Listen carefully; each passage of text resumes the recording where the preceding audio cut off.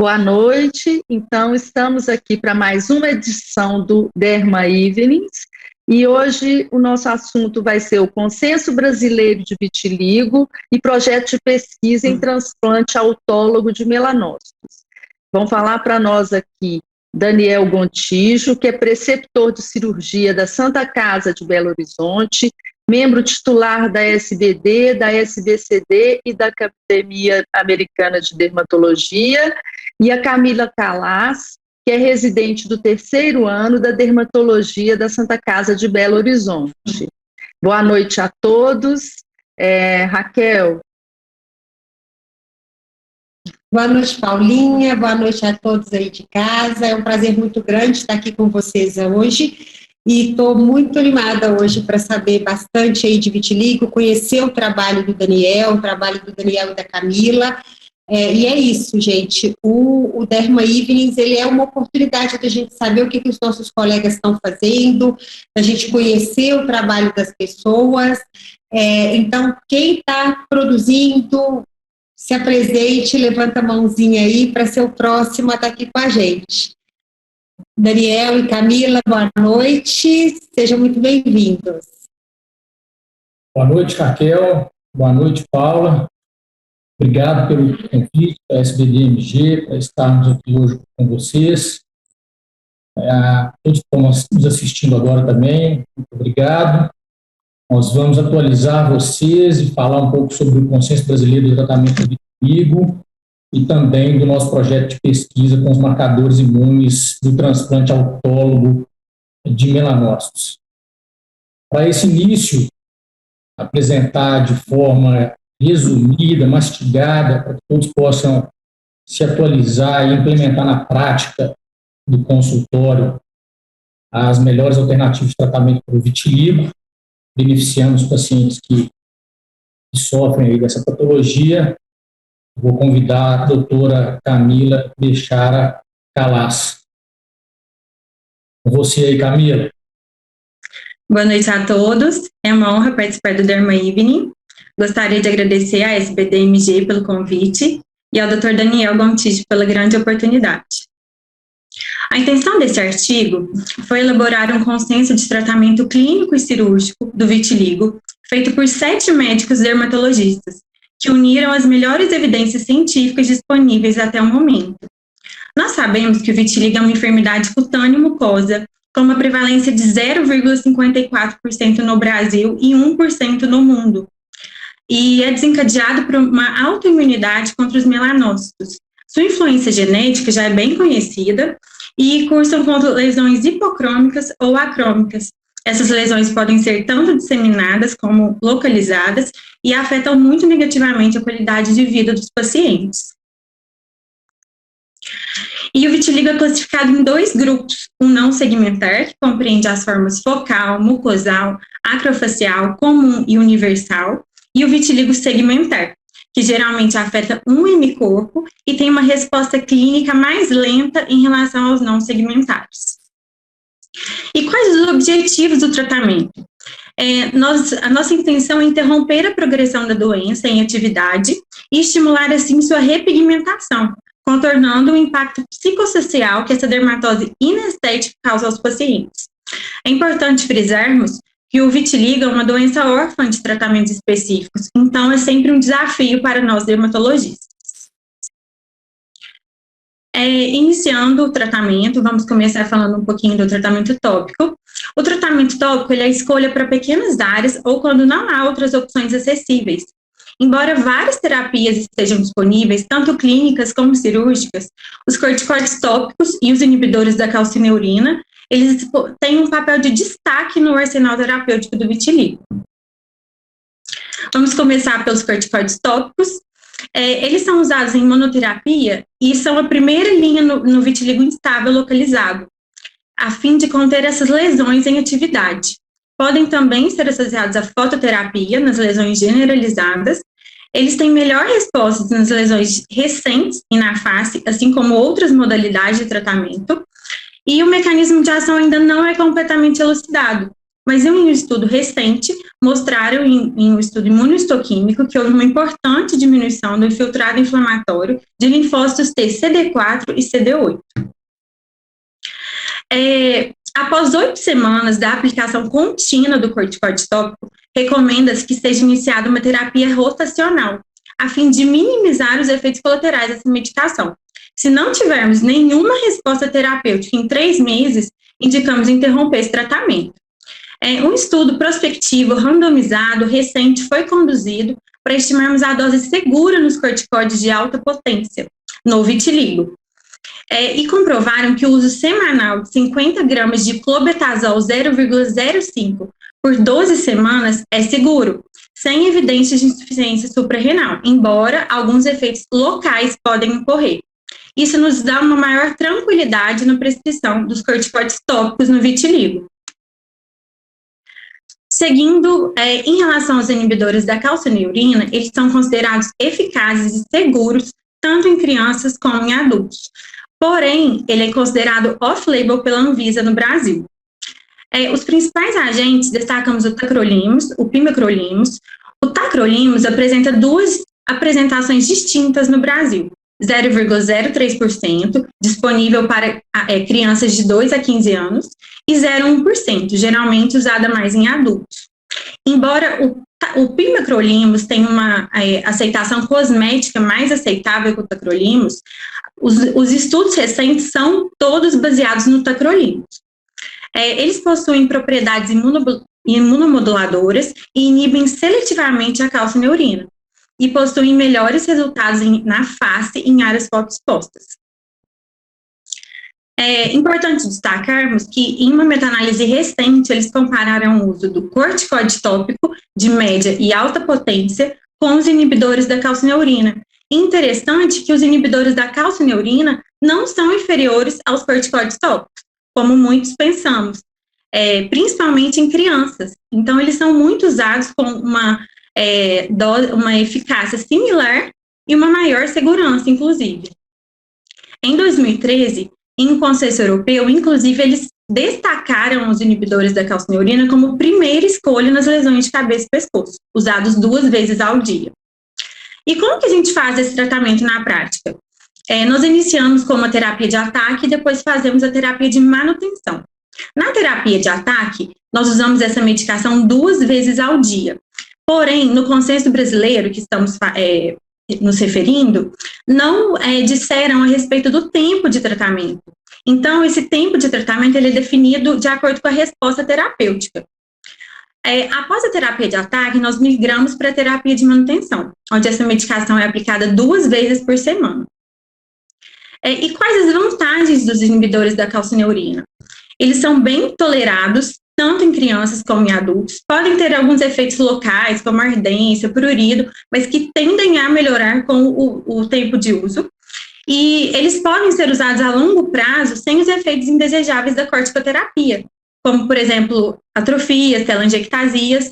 E, embora a Caixa Americana tenha uma ressalva, na Caixa Americana da medicação, uma ressalva de que possa haver um risco aumentado de linfoma ou câncer de pele não melanoma com o uso dos inibidores da calcineurina sistêmicos, é importante a gente ressaltar que não existe nenhuma evidência que comprova esse aumento nos inibidores da calcineurina tópicos, ao contrário do que relataram dos sistêmicos. Continuando, o que está por vir de medicações novas, de novidades no vitiligo? 3 novas medicações tópicas estão em teste, da classe dos inibidores da janusquinase. O ruxolitinib, inclusive, já está em fase 3, então provavelmente em breve teremos algumas novidades nesse arsenal terapêutico do vitiligo. Vamos para as terapias sistêmicas. Quais são disponíveis atualmente? Corticoides orais, como está em destaque, metotrexato, azatioprina e antioxidantes orais. Vamos falar de cada um deles. Os corticoides orais, eles têm amplo espectro imunossupressor. O objetivo dos corticoides orais é conter aquela doença em atividade, em progressão, que possivelmente não respondeu a tópicos ou que está evoluindo muito rápido. O objetivo primário dos corticoides orais é interromper o surgimento de novas lesões, secundariamente induzir a repigmentação. O modo de ação não é bem elucidado e em um único artigo eles falaram que descreveram uma diminuição do ICAM-1 no soro após o uso de minipulso oral. E vamos para uma parte muito importante, que é a forma de uso dos corticoides orais no vitiligo.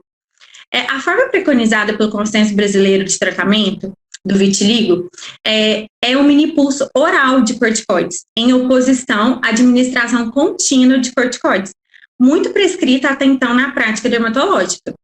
Geralmente, nós usamos a dexametasona ou a betametasona de forma intermitente, a fim de reduzir os efeitos colaterais associados à administração diária. Geralmente, as doses variam de dexametasona 2,5 a 10 miligramas e de betametasona 5 a 7,5 miligramas, ambas de uso 2 dias consecutivos por semana, num período que varia de 3 a 6 meses, de acordo com a resposta clínica. Nós destacamos aqui a dexametasona ou a betametasona, mas qualquer outro corticoide oral pode ser usado, em tese, desde que siga a mesma equivalência de dose. Os efeitos colaterais, em geral, são leves, em comparação à terapia contínua de corticoides, e incluem ganho de peso, acne, insônia, agitação, hipertricose e também cefaleia e letargia. Porém, felizmente, esses efeitos colaterais não costumam comprometer a adesão do tratamento e não suprime a produção endógena de cortisol, o que nos dá muito mais segurança nessa prescrição. A interrupção da progressão do vitiligo em alguns estudos com minipulso oral foi muito boa. 88% a 91,8% teve repigmentação, com resultados muito satisfatórios, o que nos leva ainda mais a procurar prescrever o minipulso. E quanto ao uso de corticoide oral?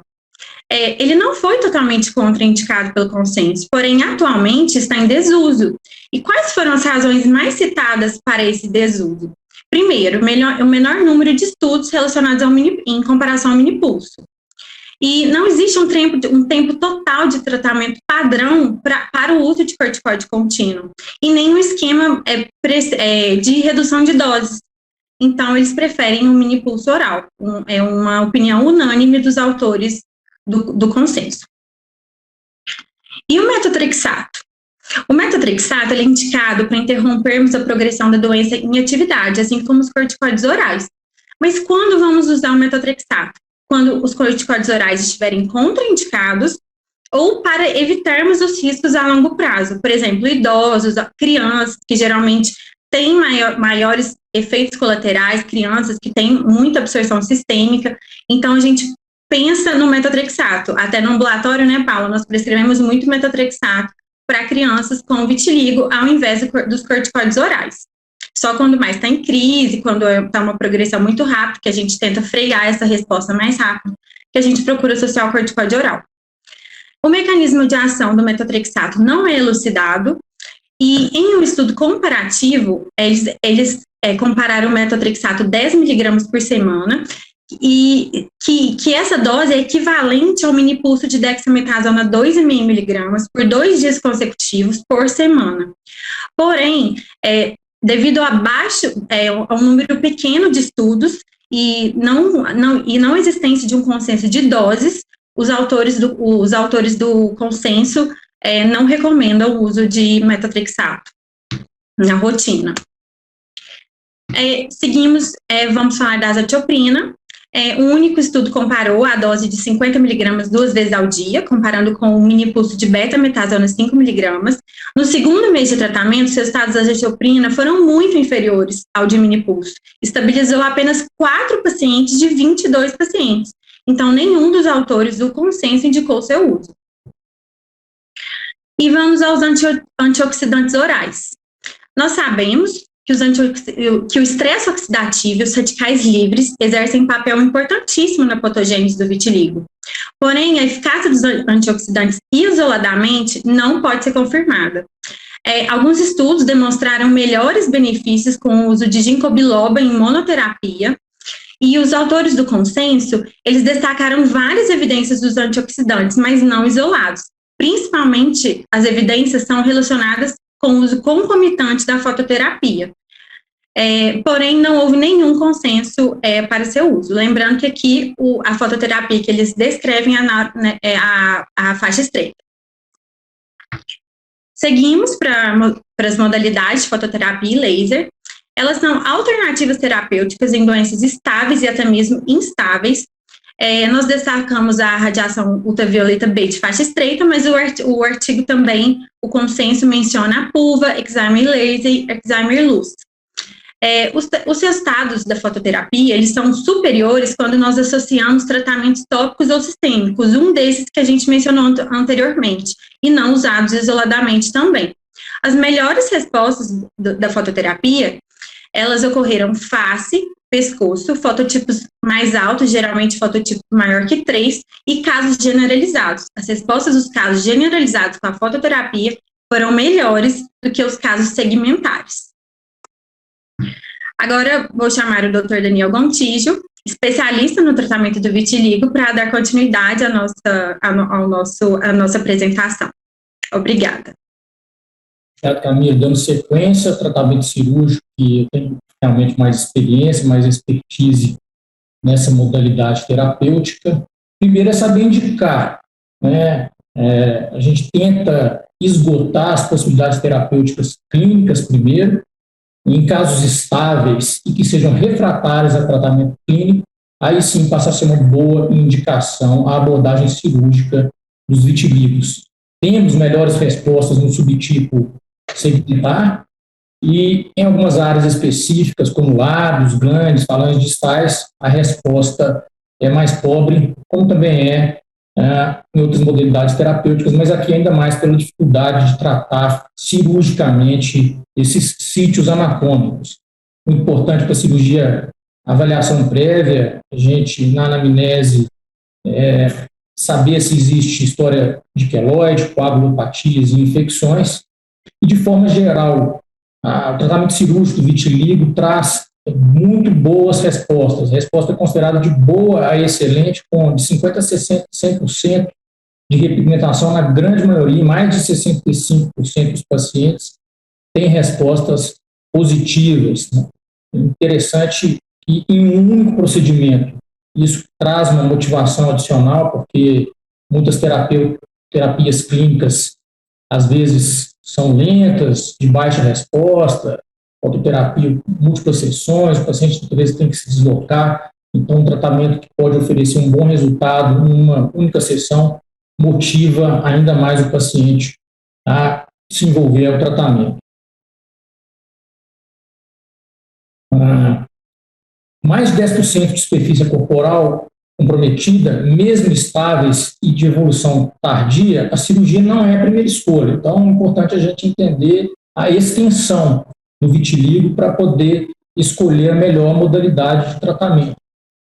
Mas mesmo o vitiligo tendo uma extensão corporal acima de 10%, pode sim, não está contraindicada também a cirurgia. Pode ser realizada, especialmente algumas áreas anatômicas que incomodam mais os pacientes, que a gente sabe que pode ter melhor resposta ao tratamento cirúrgico, ainda que se usado mais de uma intervenção, mais de uma sessão cirúrgica. Né?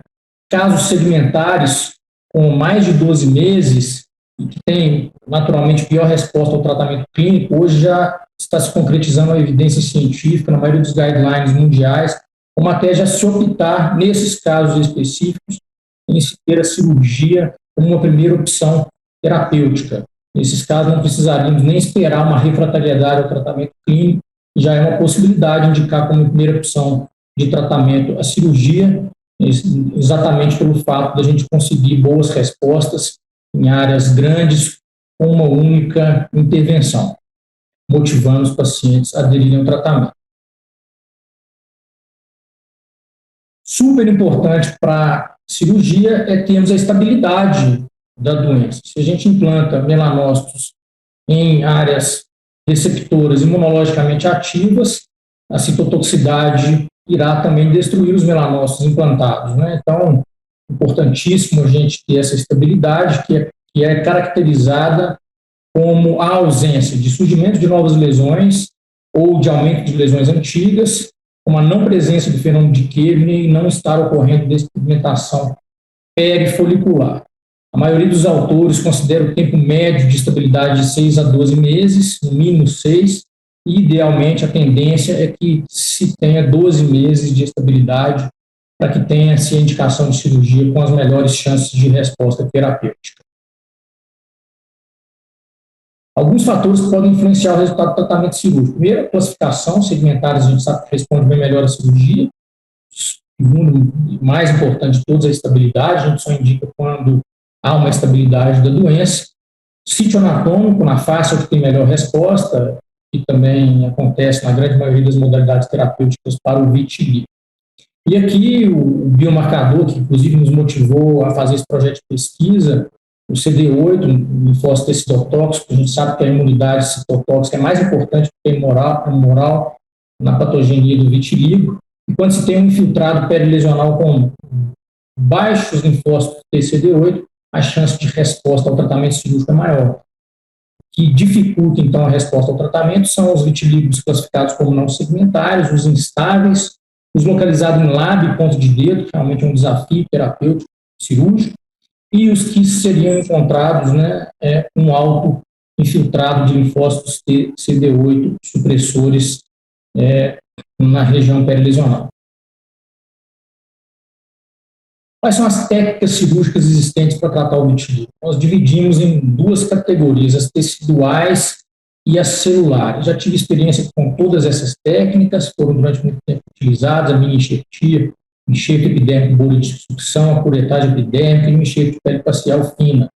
São técnicas que têm a vantagem de ter baixo custo, fácil execução, dá para ser incorporada nos consultórios, não precisa de uma estrutura laboratorial mais complexa, mas elas têm uma desvantagem de tratar a área receptora e doadora numa proporção igual. Quer dizer, se a gente remove X, a gente consegue tratar X. Então, a gente não consegue amplificar a área tratada. E tem um pouco mais de risco do que as técnicas celulares de provocar cicatrizes tanto em área doadora quanto em área receptora.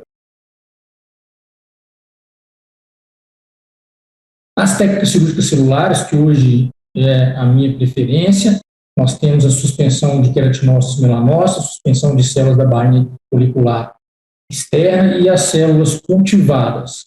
Nossa prática é a de usar a suspensão de queratinócitos melanócitos, a suspensão epidérmica de bainha externa folicular. É difícil a coleta dessas células da área doadora, e a suspensão de células cultivadas exige uma estrutura laboratorial muito mais complexa, de muito mais demora e de mais alto custo. Então, hoje, mais restrita aos ambientes acadêmicos e às pesquisas. A que a gente incorpora hoje na nossa prática de consultório é a de suspensão de queratinócitos melanócitos, que ainda assim tem uma execução fácil, uma estrutura laboratorial menor e consegue esse benefício de amplificar a área doadora e a área receptora. Se a gente tira X, a gente consegue tratar até 10X de área com vitiligo. Então, hoje, nós consideramos o padrão ouro para o tratamento cirúrgico do vitiligo, a técnica com a suspensão de queratinócitos melanócitos. Importante a gente dar a expectativa real sempre para os pacientes, e a repigmentação e a homogeneização da cor não são instantâneas, elas demoram até 2 meses para começar e até 1 ano para ter o seu resultado final, de que a cirurgia não é a cura, é só mais uma modalidade terapêutica e como qualquer outra, com imprevisibilidade natural da doença, pode ocorrer recidivas, inclusive nas áreas tratadas cirurgicamente, e a literatura mostra que a associação com a fototerapia, especialmente o Neuroband UVB, no pós-operatório, pode melhorar as taxas de repigmentação e tem benefício se continuada após o transplante. Quais seriam as possíveis complicações cirúrgicas? Fenômeno de Kevner na área doadora, cicatrizes inestéticas, infecções, reações alérgicas, o efeito de pedra de calçamento e pigmentação heterogênea. Cicatrizes inestéticas e o efeito de pedra de calçamento são mais frequentes nas técnicas cirúrgicas teciduais do que celulares, a pedra de calçamento mais específica da técnica do milipante, com a suspensão epidérmica de melanócitos e queratinócitos, há uma minimização muito grande dessas complicações cirúrgicas, e é muito, muito raro a gente ter cicatrizes, tanto na área doadora quanto na área receptora. Outra vantagem dessa técnica. Aqui sintam-se à vontade para fazer um print de um organograma que desenha e resume todo o consenso brasileiro de 2020. Basicamente, nós temos que iniciar o raciocínio classificando o vitiligo, se é sedimentar ou não sedimentar, se está instável ou estável, e dependendo da superfície corporal comprometida, nós teremos as melhores modalidades terapêuticas para tratar. Agora, eu queria começar a mostrar para vocês um projeto nosso em parceria com a Fiocruz, a Imunotools, do transplante autólogo de melanócitos, chamando aí todos, incentivando a pesquisa e a ciência, ainda mais nesse momento nosso da dermatologia invadida por especialidades não médicas. Eu acredito que a ciência e a dermatologia séria, comprometida, ainda é o nosso grande diferencial. A doutora Camila Bechara Calas é a residente hoje responsável por tocar esse projeto aí comigo e com a equipe da Fiocruz. Pode passar o próximo. Seria muito bom, se a gente conseguisse ter um exame laboratorial que conseguisse prospectar se o paciente terá boa resposta ou não à cirurgia. Durante muito tempo se usou mini-enxertos, fazer um ou outro punch com mini-enxertos para testar a viabilidade do transplante, ver se o paciente era um bom respondedor à cirurgia, mas é um método cirúrgico, provoca uma cicatriz, tem um desconforto de anestesiar, de remover. Então, considerando que a literatura já mostra que linfócito TCD8 tem importante valor preditivo positivo na resposta ao transplante de melanócitos, nós estamos estudando outros biomarcadores séricos que poderiam nos trazer essa informação quanto à resposta terapêutica nos pacientes submetidos ao transplante com vitiligo estável. E com isso, esses resultados que a gente pode encontrar terão uma aplicação prática importante, com a melhor compreensão da patogenia do vitiligo e ainda individualizando para nós as condutas clínicas e cirúrgicas. Para falar melhor, então, sobre detalhes sobre esse nosso estudo, volto aí a palavra para a doutora Camila Calas. Continuamos, então. O Dr. Daniel já apresentou o estudo para vocês. Darei seguimento falando sobre os critérios de inclusão. Os critérios de inclusão são pacientes com vitiligo estável por no mínimo 6 meses. A estabilidade do vitiligo é o parâmetro mais importante na hora de escolhermos o tratamento cirúrgico. E os critérios dessa estabilidade seguem os mesmos do consenso que o Dr. Daniel já citou anteriormente. Entre os critérios de exclusão, temos pacientes com menores de 18 anos, pacientes com histórico de queloide, pacientes em tratamento com imunossupressores, visto que esses imunossupressores poderiam ser um viés na nossa interpretação dos marcadores imunes no estudo, e pacientes com lesões na região pálpebral, mucosa labial, região genital, que são áreas que sabemos que o tratamento cirúrgico do vitiligo tem uma pior resposta. Então, nós excluímos da nossa triagem. Este é o folder informativo do nosso estudo, que enviamos aos colegas dermatologistas, elucidando os critérios de inclusão e de exclusão, a fim de obtermos o maior N de pacientes para o estudo. Inicialmente, pensamos que seria um desafio obter um maior número de pacientes, mas, felizmente, conseguimos um número legal de pacientes que nos dá uma melhor validade estatística ao estudo. Nessas imagens superiores, nós observamos as unidades melanoepidérmicas, que são fundamentais para a compreensão da etiopatogenia do vitiligo. Nós sabemos que os melanócitos, eles se encontram na camada basal da epiderme, e eles transferem os melanossomos através dos dendritos para os queratinócitos, que estão logo acima. Cada melanócito transfere esses melanossomos para aproximadamente 36 queratinócitos. E essa interação entre melanócitos e queratinócitos, ela é fundamental. Visto isso, no nosso transplante, que é a suspensão de células epidérmicas, que nós transplantamos tanto queratinócitos como melanócitos, é importantíssimo a gente entender isso, porque o transplante não é só de melanócitos. Os queratinócitos também participam desse explante, porque eles são fundamentais nessa interação, para podermos causar uma pigmentação. Né? Os pacientes com vitiligo, eles têm uma diminuição do número de melanócitos.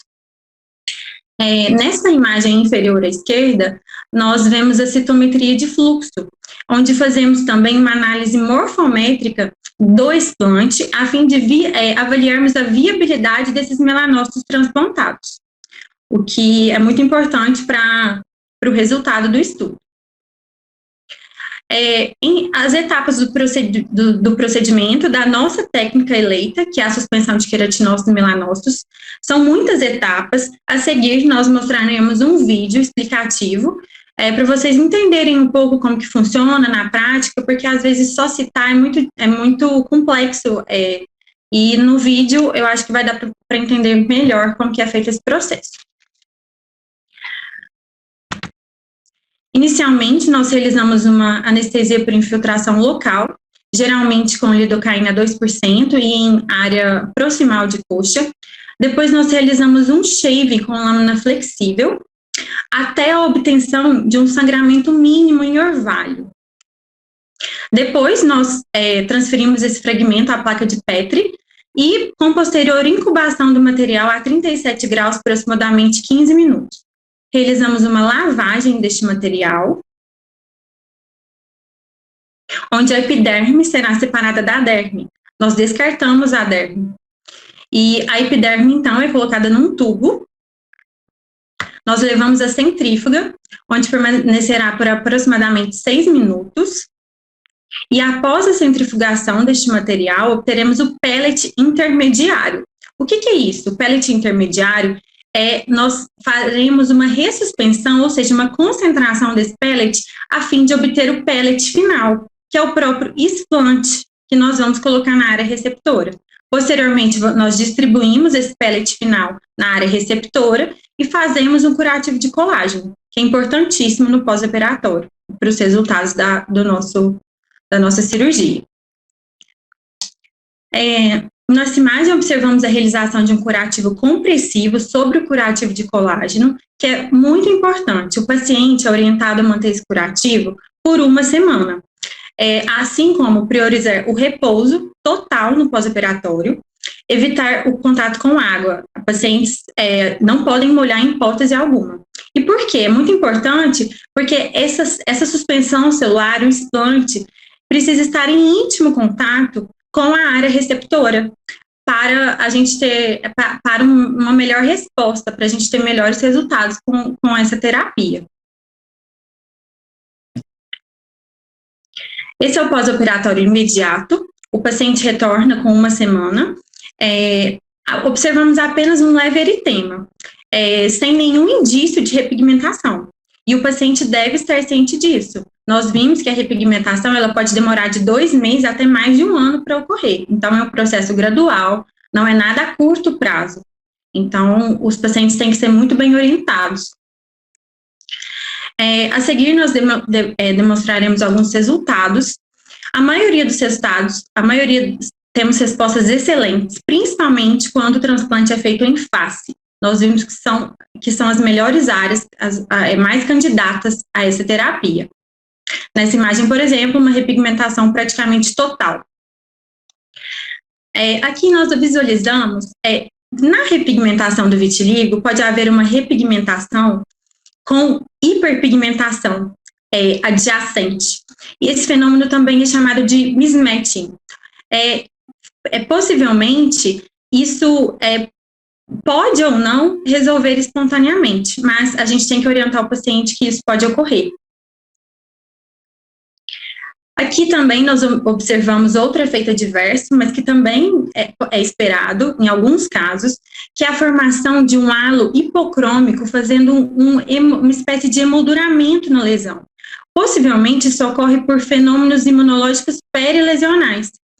esse fenômeno pode ou não resolver espontaneamente posteriormente, mas geralmente não tem uma resposta tão grande dessas áreas desse halo hipocrômico. Tanto que na nossa prática na cirurgia do vitiligo, o Dr. Daniel sempre me orientou a fazer a dermoabrasão não apenas na área do vitiligo. Nós fazemos a dermoabrasão pegando um leve halo de pele sã, para a gente tentar evitar esse halo hipocrômico. Aqui também temos uma imagem que mostra um leve halo hipocrômico, bem mais discreto que o anterior, mas que existe. E aqui, diferente das fotos anteriores, nós temos uma imagem da região acral, que temos uma pior pigmentação, uma pior resposta, como já vimos anteriormente. Nesse caso, é bem nítido que não houve uma repigmentação tão importante. O paciente deve estar ciente antes da cirurgia. E quais as conclusões do nosso estudo? Nós acreditamos que teremos uma importante contribuição da pesquisa para a elucidação dos marcadores imunes no vitiligo, para aprimoramento dos tratamentos disponíveis atualmente, que são escassos. É importante frisarmos que o estudo conta com a participação de uma equipe multidisciplinar, que é fundamental para a sua plena realização. Nós gostaríamos de deixar uma homenagem à doutora Tânia Nelly Rocha, que foi uma estudiosa do vitiligo, que contribuiu e participou por muitos anos da dermatologia mineira, e foi uma grande especialista no vitiligo, ajudando e mudando a vida de inúmeros pacientes. Deixamos aqui nosso agradecimento e nossa homenagem. Muito obrigada a todos. Finalizamos aqui a apresentação.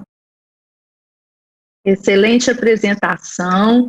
É muito interessante a gente ver como que esses estudos, né, Daniel, como que vocês evoluíram e como que é importante que eles sejam multidisciplinares, né? É bom ter o residente que está mais novo, mais animado. O Daniel tinha comentado mais cedo, né, que depois que a Camila entrou, que deu uma acelerada na pesquisa. Então, como que é bom a gente ter essa colaboração entre os colegas, né, entre os alunos e os preceptores, é muito bom. Nada como um gás novo. Nós estávamos com um problema de falta de pacientes, agora nós estamos com um problema de excesso. A Mila entrou com gás aí e bombou o nosso N. Pior que é verdade. Que bom, né? Parabéns, viu? Parabéns. Uns resultados lindos, um assunto, um tema aí super relevante, que eu acho que tira a gente, né, da indicação cega, assim, né, da indicação de porque é o que a gente tem para fazer. E você já tem uma experiência muito grande, né, Dani, com o tratamento cirúrgico pro vitiligo. Eu fiquei lembrando aqui daquelas bolhas, você lembra? Nossa senhora, lembro demais, lembro do Zé Rogério. Não era tão bom não, viu? Zé Rogério não era não. Levava uma abajur para poder esquentar a pele, para a bolha acontecer, com sucção. Uma pressão negativa, calor. Verdade. No consultório do Gabriel. Hoje a elegância é outra. E os resultados muito lindos. E você já tem algum resultado? Você já está, assim, você caminha para alguma coisa? O que você pensa aí, Daniel? Em relação a quê? Em relação ao marcador para a resposta terapêutica. Então, ainda tem resultados parciais, né? Outra questão muito importante aí, que seria essa multidisciplinaridade, né? Nós estamos com a equipe toda da Fiocruz trabalhando junto conosco, consegue ter essa estrutura de fazer análise com citometria de fluxo, a gente consegue ver com microscopia eletrônica a morfologia e viabilidade desses melanócitos, e conseguimos, aplicamos na Imunotools, uma empresa alemã que consegue alguns marcadores, especialmente nós estamos testando interleucina 16, interleucina 8, fator de necrose tumoral e TGF, parece ter, principalmente o TGF, as maiores importâncias em relação a essa possibilidade de prever o resultado, a resposta do tratamento cirúrgico. Então, nós estamos usando principalmente esses biomarcadores, mas ainda não abrimos os estudos, né? Ainda estamos finalizando nosso N agora, então ainda não consigo te falar assim, quais os biomarcadores séricos que vão estar associados ou não a um desfecho positivo cirúrgico, porque ainda não foi aberto o estudo, né? Então fica aí para cenas do próximo capítulo. Muito legal, porque tem uma relevância muito grande, Daniel, vocês estão de parabéns. Né? Fadinho faz um exame e vê se o transplante vai funcionar ou não, né? Espetáculo, espetáculo. Paulinho, acho que a gente tem pergunta aí, você olha para gente? Temos sim. Bom, então a primeira aqui, boa noite. Qual a dose que vocês usam de metotrexato ou prednisona para a faixa etária pediátrica? Então, o estudo do metotrexato na faixa etária pediátrica, como na faixa etária adulta, é sempre em doses baixas. O consenso sempre fala aí de 10 miligramas por semana, até 15 miligramas por semana. O metotrexato nós não subimos muito, além disso. E os corticoides orais... Oi? É porque no ambulatório a gente costuma fazer mais ou menos 0,6 miligramas por quilo por semana, né? Que dá mais ou menos, a maioria das vezes dá essa dose. É sempre abaixo de 15 mil. Sempre abaixo de 15, não tem estudos colaborando, afirmando que doses superiores têm melhor eficácia. E os corticoides orais, o prescrito atualmente também para crianças é o minipulso, de dexa ou betametasona. Geralmente 2,5 de dexa por semana, em 2 dias consecutivos. Muito bom. Temos outra pergunta aqui, qual é o nível de recomendação dos tratamentos despigmentantes no vitiligo, como, por exemplo, o monobenzil éter de hidroquinona? Aí é para desfazer tudo que vocês estão querendo fazer, hein? Mas qual o nível? Pois nós demos uma olhada sobre isso também, não é algo que abordam no consenso, mas, no geral, os tratamentos despigmentantes, eles são indicados para aqueles vitíligos muito extensos, refratários e que têm um importante impacto psicossocial. Porém, eles não têm um consenso sobre esse tratamento. Geralmente são tratamentos mais agressivos, que têm um potencial de irreversibilidade. Então, não é muito usado. E a gente tem que lembrar que não é um tratamento pro vitiligo, é um tratamento que visa a pele sã. Então, realmente, não é o que a gente não é preconizado para o tratamento. E, além disso, o monobenzil éter de hidroquinona, Paula, que você mencionou, ele não é aprovado no Brasil e não é vendido no Brasil. Então, quando é usado, é off-label. Também já foi usado, sabe? Sim. Na minha residência, a gente tinha alguns casos de pacientes que já tinham sido tratados com essa droga, e eu acho que durante a minha residência ou logo depois, essa droga ela não tinha mais liberação para ser usada no Brasil. Então, eu não tenho experiência. Entendi. Eu não tenho também experiência nenhuma, nunca vi. E pelo que eu sei, a gente não consegue aqui. Importante lembrar também que o problema pode se inverter. Você está despigmentando e as outras áreas, né, que não estão sendo despigmentadas podem voltar. Podem repigmentar e a outra não vai ser reversível. Né? Incomoda o contraste, né? Então, assim, não vamos dizer que é contraindicado, mas não está no consenso. A escolha deve ser utilizada caso a caso, muito bem pensada e talvez utilizada em raros casos. Realmente, né, o monobenzil éster não é comercializado. É outro cuidado que você tem que ter. Muitas vezes o paciente compra em sites de internet, não sabe o que aquilo ali é realmente, qual a concentração tem e quais resultados terapêuticos você vai conseguir ter. Há a possibilidade de se despigmentar, né, discussão com experts em alguns grupos que eu já participei, despigmentar em consultório com pires de fenol ou com lasers que suítes teriam um pouco mais de controle, né, e o paciente não estaria à mercê de comprar produtos em internet. Mas, mais uma vez, é realmente o último caso, restrito e muito bem pensados. Né?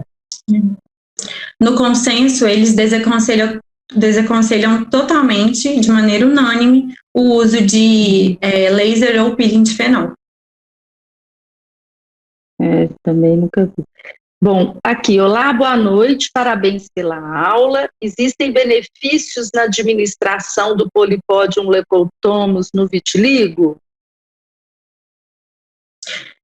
Então, não é algo abordado no consenso.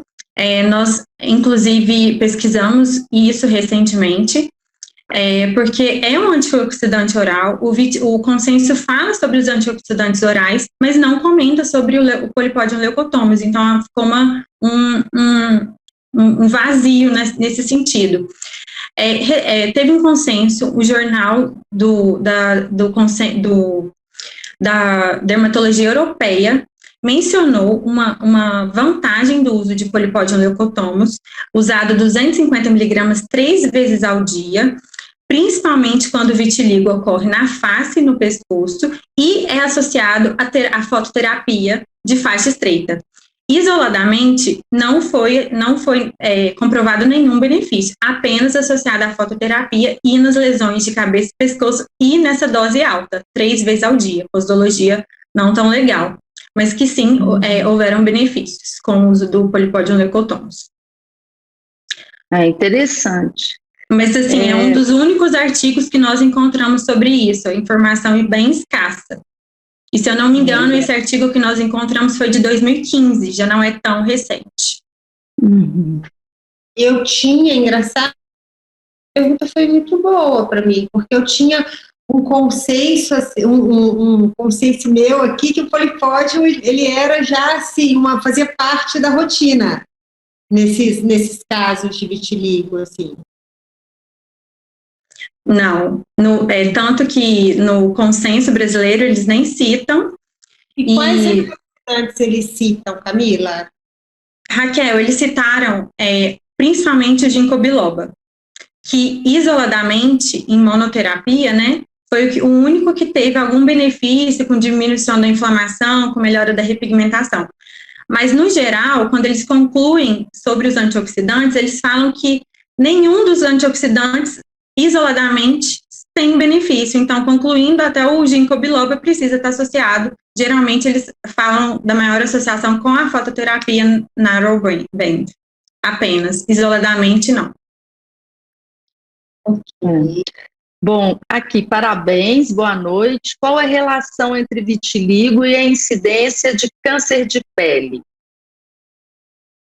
Olha, essa aí, pergunta instigante, né? Até recentemente estava conversando isso aí com a doutora Camila, porque a lógica seria aumentar a incidência de câncer de pele. Tem a desproteção natural de não ter melanina na pele, assim como os albinos, mas não. Pelo contrário, né? Existem uns estudos com N's até importantes, bem desenhados, com mais de 1.300 pacientes avaliados, que mostram não só um aumento, como até uma diminuição de cânceres de pele não melanoma e melanoma nos pacientes com vitiligo, né? Difícil de entender. Talvez a fisiopatologia não é bem esclarecida, como nem a própria fisiopatologia do vitiligo é bem esclarecida. Há uma lógica de se pensar que no vitiligo você tem menos melanócitos, eles estão, né, suprimidos pelos linfócitos T citotóxicos. Então, se não tem melanócito, não vai ter melanoma, mas não haveria explicação para o básico espinho celular. Isso parece que está relacionado a fenômenos autoimunes. Da mesma forma que nós temos síndromes de erro de reparo do DNA, que, né, nos predispõe os pacientes a terem mais chances de neoplasia, que não consegue corrigir essas células que estão cancerizando. Parece que no vitiligo acontece o contrário. Esses linfócitos supressores citotóxicos conseguem até corrigir excessivamente células que estão dando ruim ali e caminhando para carcinogênios. Então, parece que a explicação para essa pseudo-contradição aí é no campo imune. Mas a verdade é essa, né? O paciente de vitiligo não tem aumento de incidência de câncer de pele, nem melanoma, nem não melanoma, e até, pelo contrário, tem diminuição dessa incidência. É interessante, né, por causa da fototerapia, né? Então, era de se pensar, né, principalmente aqueles, e como não tem o melanócito para proteger desse dano do DNA dos queratinócitos, então eu esperaria, né, que tivesse realmente um aumento. Exato. E a minha pergunta é o mesmo da Paulinha, que a Paulinha comentou. Existe algum trabalho que corrige essa incidência só para os pacientes em fototerapia? Nós discutimos isso recente, né, Daniel? Na verdade, a maioria dos tratados citam que, inclusive, nos pacientes que fazem fototerapia, eles não têm um aumento não têm aumento nem de câncer de pele, não melanoma, nem de melanoma, curiosamente, né?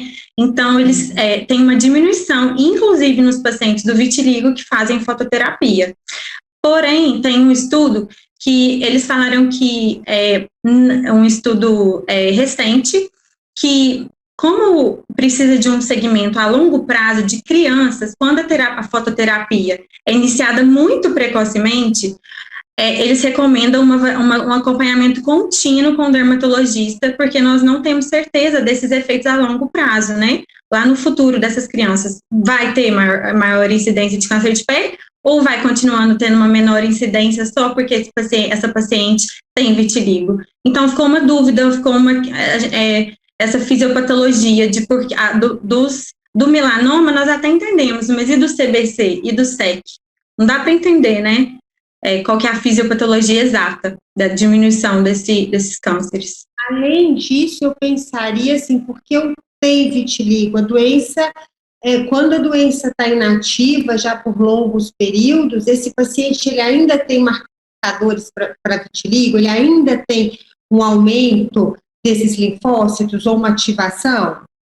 Ele ainda tem vitiligo? Isso é uma pergunta, Daniel. Excelente, esse é um braço que vai sair do nosso projeto depois que a gente abrir aí as dosagens dos marcadores, nós vamos poder te responder isso aí melhor. Também tem essa mesma dúvida sua, Raquel. Excelente essa dúvida. Aqui, chegou uma outra pergunta aqui, se tem alguma associação de vitiligo com carcinoma de células de Merkel. Eu conheço, nunca ouvi falar. Também não. E outra coisa, se existe a contraindicação para cirurgia de vitiligo segmentar em crianças? Contraindicação eu não diria, mas talvez, dependendo da região anatômica, a criança tem que ser muito colaborativa, uma cirurgia ambulatorial com anestesia local. Nós não vamos sedar a criança para fazer o tratamento, né? Então, assim, aí tem que ser cuidado caso a caso, não posicionaria como uma contraindicação, mas tem que ser avaliado aí junto com a criança, com a família, a viabilidade de executar essa cirurgia, né? Então, dependendo da região anatômica da criança, né? Se for... E eu acredito que para o trabalho, Daniel, porque aquele consentimento informado, né? Quando você inclui criança, aí muda completamente, né, aí as exigências para o estudo. Então, eu acho que, no caso do estudo, que vocês não incluíram, porque isso tem uma razão de ser com o comitê de ética, não é? Tem responsabilidade. Então, a criança evita, né, quem não tem, assim, consciência, né, paciente que não tem, né, que tem problemas mentais, por exemplo, pode evitar, né? Então, eu acho que deve ser por isso que vocês não incluíram.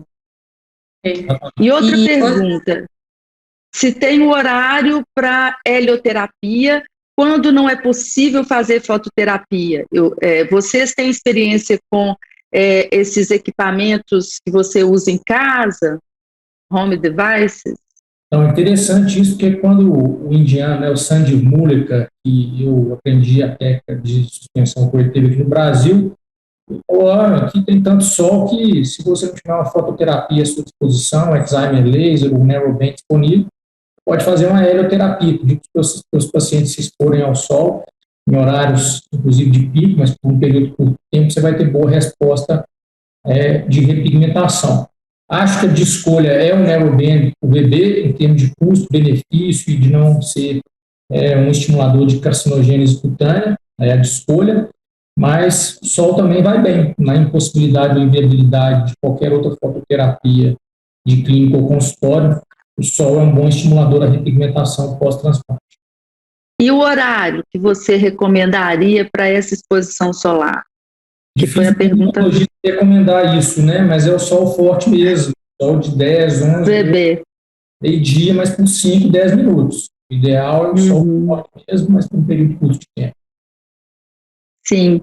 Bom, Eu queria dar uma boa notícia aqui, que foi uma das edições que teve mais Ibope aqui, viu? Do Derma Evenings, muita gente elogiando, teve um momento aqui que tinha 90 pessoas, cerca de 90 pessoas, ao mesmo tempo nos assistindo. Viu? Isso é uma marca muito boa, né? Então, parabéns para vocês. Um tema relevante, nós tivemos um comentário aqui da Mauritânia elogiando isso, da Vandilza, né? E esses que se identificaram aqui, né? Mas eu agradeço muito a presença aí, né, dos nossos associados nos vendo. Boa notícia, estamos felizes. Ótimo. Que bom. Já começaram fazendo sucesso no estudo. Aí nós estamos aqui ansiosos com os resultados, depois tem que fazer uma nova edição para vocês contarem. Voltaremos para mostrar os resultados, né, Daniel? Foi. Obrigada, viu? Foi um prazer. Um prazer para nós também. Vocês brilharam, muito obrigada, boa noite a todos. Raquel, quer despedir aí dos nossos espectadores? Bom, Daniel e Camila, vocês brilharam, tá muito legal, muito, eu tô assim, Dani, você tá de parabéns, viu? Eu acho que a ideia, o que você vai buscar, vai trazer muita resposta e vai realmente impactar de forma positiva aí na vida de muitas pessoas. Então, vocês estão de parabéns. Eu agradeço a todo mundo que está aqui e, voltando ao que eu disse lá no início, eu acho que a gente tem mais gente agora. Quem está produzindo, quem está fazendo algum trabalho, alguma pesquisa, entre em contato com a gente, que eu acho que é uma grande oportunidade da gente conhecer e saber o que está acontecendo aqui no nosso estado, saber quanta coisa boa e como a gente é grande. Então, a gente precisa conhecer, a gente precisa saber. Muito obrigada a todos. Paulinha, boa semana para vocês. Obrigado. Para vocês também. Tchau, gente.